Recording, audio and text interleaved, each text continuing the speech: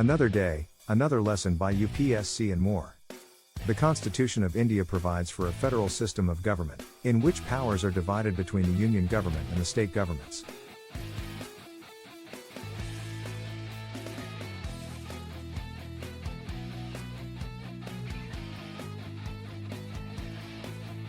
This division of powers is based on the principle of unity and diversity, which recognizes the cultural, linguistic, and regional diversity of India. The Constitution defines the powers and functions of the union and state governments and provides for a system of checks and balances to ensure that neither of them becomes too powerful. In this essay, we will explain the powers and functions of the union and state governments, including the division of powers between them, the role of the President, Prime Minister, and Chief Minister, and the functioning of the Parliament and State Assemblies. Powers and functions of the union government. The union government has the power to make laws on subjects that are listed in the union list, which includes subjects such as defense, foreign affairs, banking, currency, and communication. The union government also has the power to make laws on subjects that are listed in the concurrent list, which includes subjects such as education, health, and social welfare. In case of a conflict between a law made by the union government and a law made by a state government on a subject listed in the concurrent list, the law made by the union government prevails. The union government also has the power to provide financial assistance to the states, to levy and collect taxes on behalf of the states, and to distribute these taxes among the states. The union government also has the power to declare emergency in the country in case of a threat to national security or public order.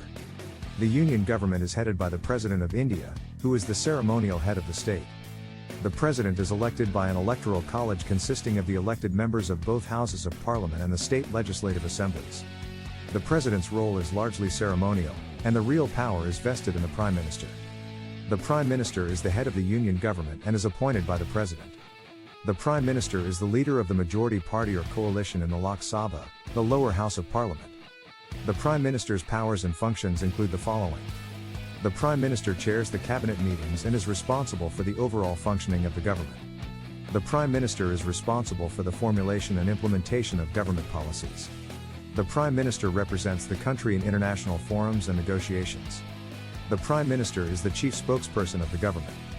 The union government also has various departments and ministries, which are responsible for implementing government policies in various areas such as finance, defense, foreign affairs, and so on. Powers and functions of the state governments.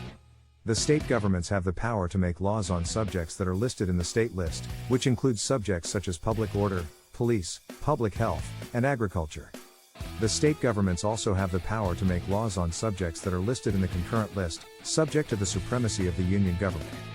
The state governments are responsible for providing essential services such as education, health, and social welfare to the people of the state. The state governments are also responsible for maintaining law and order within the state. Each state is headed by a chief minister, who is appointed by the governor of the state.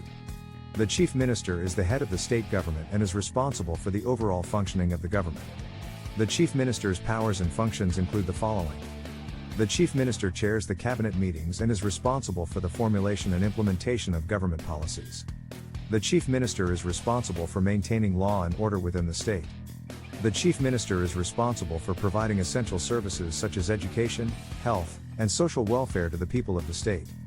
The chief minister represents the state in national forums, and the state governments also have various departments and ministries, which are responsible for implementing government policies in various areas such as finance, agriculture, education, and so on. Division of powers between the union and state governments. The Constitution of India provides for a clear division of powers between the union and state governments to ensure a proper balance of power between them. The powers of the union government are specified in the union list, while the powers of the state governments are specified in the state list. The concurrent list includes subjects on which both the union and state governments can make laws. In case of a conflict between a law made by the union government and a law made by a state government on a subject listed in the concurrent list, the law made by the union government prevails. The Constitution also provides for a system of checks and balances between the union and state governments. For example, the union government can take over the administration of a state in case of a breakdown of constitutional machinery, as provided for in Article 356 of the Constitution. However, this power is subject to judicial review, and the courts can strike down such action if it is found to be unconstitutional. The role of the President, Prime Minister, and Chief Minister. The President of India is the ceremonial head of the state and is elected by an electoral college consisting of the elected members of both houses of Parliament and the state legislative assemblies. The President's role is largely ceremonial, and the real power is vested in the Prime Minister. The Prime Minister is the head of the Union government and is appointed by the President. The Prime Minister's role is to chair cabinet meetings, formulate and implement government policies, represent the country in international forums, and act as the chief spokesperson of the government. The Chief Minister is the head of the state government and is appointed by the Governor of the state. The Chief Minister's role is to chair cabinet meetings, formulate and implement government policies, maintain law and order within the state, and provide essential services such as education, health, and social welfare to the people of the state. Functioning of the Parliament and State Assemblies. The Parliament of India is composed of two houses, the Rajya Sabha, Council of States, and the Lok Sabha, House of the People. The Rajya Sabha represents the states and union territories of India, while the Lok Sabha represents the people of India. The Parliament has the power to make laws on subjects listed in the Union List and Concurrent List. The state legislative assemblies are composed of elected representatives of the people of the state. The state legislative assemblies have the power to make laws on subjects listed in the State List and Concurrent List. The Chief Minister and the Council of Ministers are collectively responsible to the State Legislative Assembly. Conclusion. In conclusion, the Indian Constitution provides for a federal system of government in which powers are divided between the Union government and the state governments.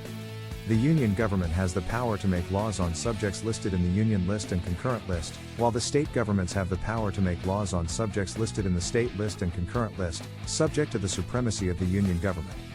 The President, Prime Minister, and Chief Minister have important roles in the functioning of the government, and the Parliament and state assemblies have the power to make laws. The Constitution provides for a system of checks and balances to ensure that neither the Union nor the state governments become too powerful. Thanks for watching.